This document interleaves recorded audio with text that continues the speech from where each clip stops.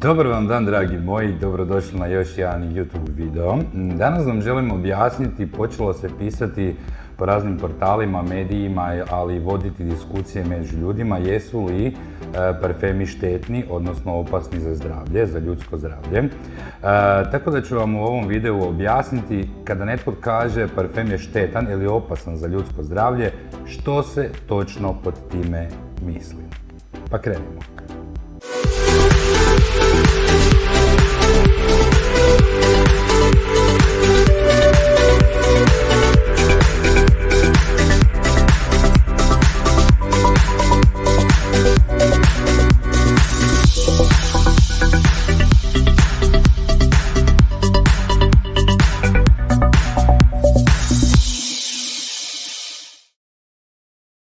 Eto, dobro mi došli natrag. Kao što rekoh na početku, vrlo često me ljudi znaju pitati jesu li parfemi štetni za zdravlje, gotovo za djecu.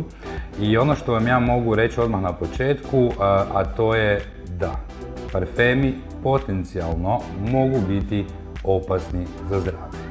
U nastavku ću vam objasniti što zapravo mislim pod time i kako to da parfem kao kozmetički proizvod može biti opasan za zdravlje. Tako da ostanite sa mnom do kraja i saznaćete puno informacija. Kao prvo, da bi shvatili kako to da parfem može biti potencijalno opasan za ljudsko zdravlje, moramo znati i objasniti što je to parfem. Parfem, dakle ona tekućina u bočici, pričamo o tome, je zapravo skup međusobno kombiniranih i povezanih kemikalija, odnosno sirovina, odnosno sastojaka, koji u međusobnoj kombinaciji u različitim dozama daje zapravo parfem miris kakav vi poznate. Dakle, ta tekućina koja jest nutra, to je cijeli niz sirovina pomno pomješanih da bismo dobili željeni finalni proizvod. E sad ovako, svi ti sastojci mi proizvođači nazivamo kemikalijama, odnosno sirovinama. Postoji nekoliko vrsta kemikalija, neću vas sad pretjerano zamarati time, možemo napraviti neki drugi video o kemikalijama, odnosno čisto o sirovinama, od čega se parfemi proizvode.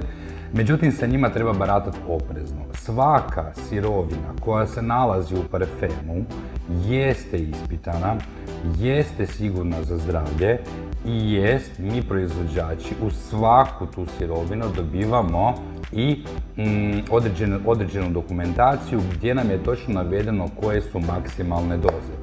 Tako da parfem sam za sebe jest siguran kozmetički proizvod, međutim dolazi do problema, a to ću vam pokušati objasniti sada, kada ga kombiniramo s nekim drugim kozmetičkim proizvodom. Kako to mislim? Pa eto, nismo ni svjesni koliko zapravo kozmetičkih proizvoda na dnevnoj razini koristimo i muškarci i žene. Žena nešto više, moram priznat. Ali ako idemo pogledati jednu normalnu dnevnu rutinu, a to je, recimo, ujutro se probudite, otuširate se i koristite šampon za kosu. Taj šampon za kosu, kada perete kosu, je siguran kozmetički proizvod sam za sebe.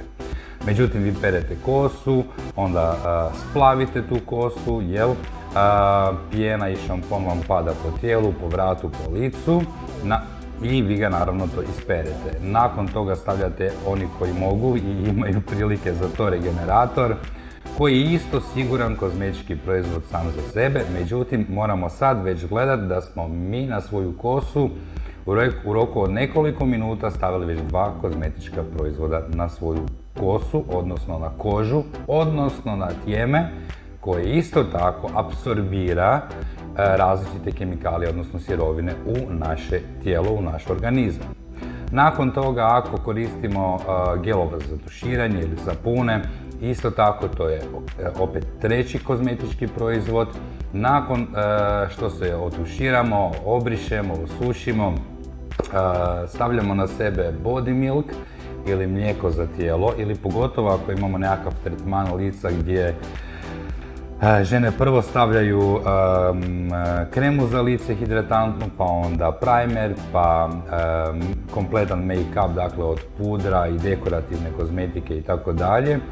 Tu je cijeli niz, cijela skupina proizvoda koje smo mi pomiješali i stavili na našu kožu.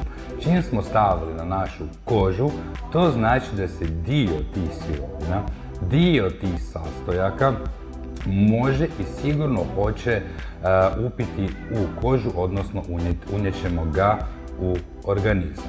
E sad, ako primjerice parfem nanosimo na vrat, što je jako često pojava, ili žene i muškarci na kosu, moramo gledati da ovdje dolazi do međusobnog spajanja sirovina koje su u određenom kozmetičkom proizvodu. Konkretno, ako stavimo kremu za lice na vrat, najnormalnija stvar, hidratantna krema, fantastična stvar, trebali bi je upotrebljavati i muškarci i žene na dnevnoj bazi jer oko kože se treba brinuti. Međutim, i ona je siguran kozmetički proizvod.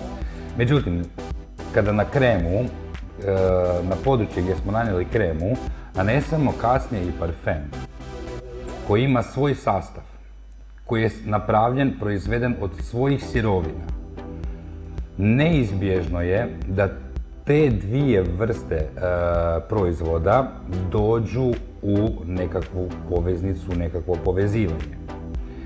Kako će parfem reagirati ovdje, odnosno kako će na čijoj koži taj splet i spoj različitih vrsta sirovina reagirati na pojedincu, zaista ovisi prvo o samim proizvodima, a drugo o osjetljivosti, odnosno preosjetljivosti kože.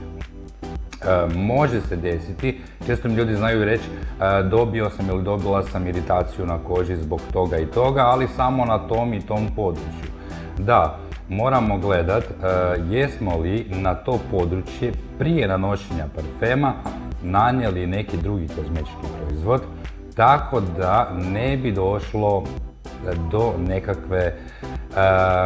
do nekakvog neželjenog učinka kada se spoje sastojci oba ta proizvoda. Tako da parfem, dragi moji, kao poseban kozmetički proizvod, on jest siguran za zdravlje. Međutim, pazite kako ga kombinirate, čime ga kombinirate, na što ga nanosite, jer velim opet, na dnevnoj bazi koristimo užasno puno kozmetičkih proizvoda, nesvjesno, uopće ne razmišljajući o tome, i vrlo je važno kako ti kozmetički proizvodi reagiraju međusobno. Tako da, dragi moji, nadam se da vam je sada otprilike jasno može li parfem biti opasan za zdravlje, može li nam naštetiti našoj koži, možemo li napraviti nekakvu glupost i unijeti u organizam nekakve sirovine koje eventualno nisu poželjne ili su čak i opasne za zdravlje. Tako da pazite još jednom, dragi moji, parfem bi bilo najbolje nanijeti na svježe, otuširanu, čistu kožu. Ako već nanosite hrpu drugih proizvoda, slobodno ga nanesite na odjeću, neće se ništa dogoditi, možda će vam biti postojaniji, ali ipak onda ste zaštitili sebe, svoj organizam, svoju kožu, svoje tijelo, svoje zdravlje i samim time izbjegli neželjene učinke. Lijepi pozdrav, dragi moji, od vašeg Tomika. Pozdrav!